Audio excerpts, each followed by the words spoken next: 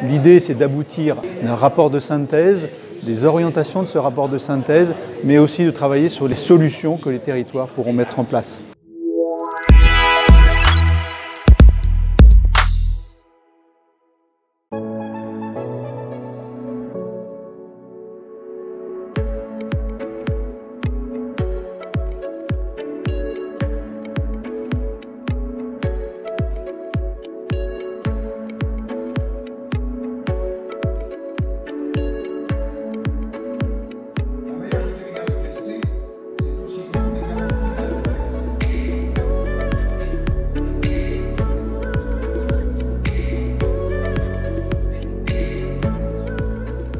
Nous avons souhaité pour cette troisième édition des Journées nationales vétérinaires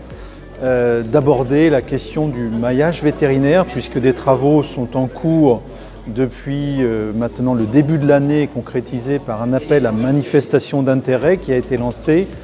qui a récolté finalement 11 rapports de territoires pilotes. Et donc nous avons voulu faire une première restitution de ces travaux à l'occasion de la Journée nationale vétérinaire du 29 novembre 2022. C'est effectivement un enjeu d'actualité. Pourquoi? Parce que on voit bien que même si nous arrivons à corriger la trajectoire pour ne plus avoir de vocation déficitaire dans les métiers vétérinaires liés aux animaux de rente, nous avons un problème de répartition géographique dans les territoires, dans nos terroirs des vétérinaires. Et donc nous essayons de comprendre quels sont les facteurs d'attractivité des territoires et quels sont les facteurs de motivation qui feront qu'un vétérinaire diplômé, jeune diplômé, viendra s'installer en zone rurale et fera le choix de la prise en charge des animaux de rente, même s'il ne faut pas ignorer, je pense que c'est un bon équilibre à trouver, que ce vétérinaire soignera les animaux de rente, bien entendu, mais aussi les animaux de compagnie du territoire, puisque nous sommes dans des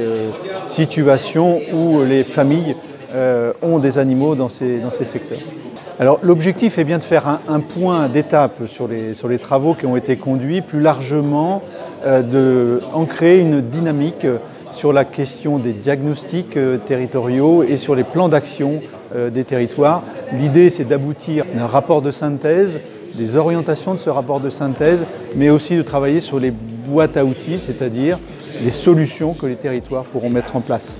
Alors bien entendu, il faut du concret, il faut que les éleveurs, mais aussi les vétérinaires, puissent dire dans leur clientèle, dans leur quotidien, voilà, les choses ont changé, et voilà ce que je peux faire, et voilà comment éventuellement, sur un projet qui intéresse le territoire, je peux m'organiser ou avoir des aides. Je pense qu'il y a à la fois cette question des aides financières, mais il y a aussi de la part de la profession vétérinaire à intégrer le fait que les solutions viendront aussi d'elles-mêmes, de son organisation, de son modèle de développement et de son modèle économique, et que c'est sur ces questions-là que j'espère l'AMI, la journée d'aujourd'hui, va contribuer à élargir le champ des possibles. Avec la profitabilité de la canine. Prenons le temps de comprendre et d'analyser le dossier. Il est clair que nous sommes reçus dans des bonnes conditions, dans un amphi tout à fait moderne et rénové, dans une école chargée d'histoire, et qui a vu depuis maintenant 260 ans à peu près qu'est créée la profession vétérinaire, des mouvements de fond qui ont fait que les vétérinaires se sont adaptés à toutes les époques. Et je crois qu'on est dans un lieu de science, on est dans un lieu de réflexion. J'espère que la profession vétérinaire restera toujours très active et motrice dans la gestion des productions animales, dans la santé de la production animale. Maintenant, elle doit réinventer la manière dont elle s'occupe de la santé animale dans les filières de production. Et si ça ne peut pas être fait dans les écoles vétérinaires, si ce n'est pas le ferment de la réflexion des écoles vétérinaires, à ce moment-là, je ne sais pas où il peut être. Donc il y a plus qu'un symbole, il y a une demande de contribution à la réflexion et à ce système qui est en train de se mettre en place et cette évolution de la part des 4 écoles vétérinaires.